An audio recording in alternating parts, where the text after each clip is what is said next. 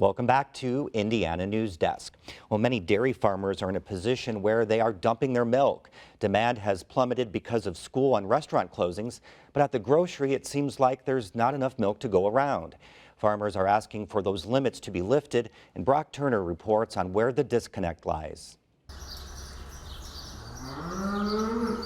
Brian Rexing has spent his entire life milking cows. Currently, he and his team milk about 1,200 of them, but they've never experienced anything quite like this. The only time we ever really experience a major influx in the market is when a winter snowstorm or a blizzard is going to hit.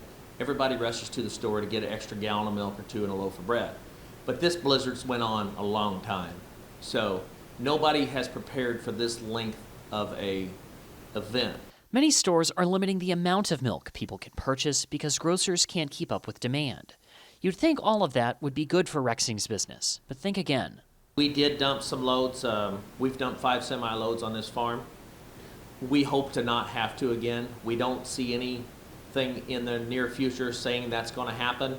Here's where the problem lies. State regulations prohibit farmers from bottling and selling raw milk for human consumption. It has to be pasteurized, and most dairy farmers don't have the equipment to do that. Most producers have contracts that send a specified amount of milk to processors.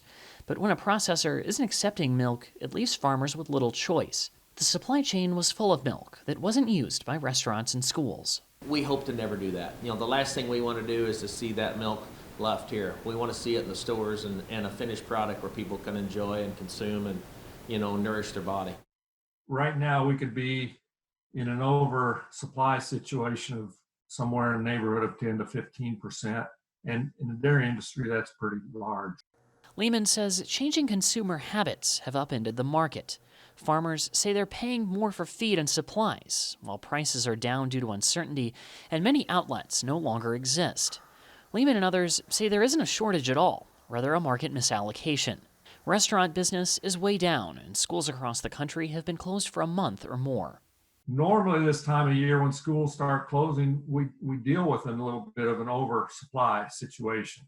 But, it come on suddenly, it come on when it wasn't expected. So you also have a lot of those milk cartons sitting in warehouses that have been just packaged, filled and packaged, ready to get on delivery truck, and the schools closed down and they're not needed. Rexing has worked out an agreement with his processor that allows him to donate some back to the local community.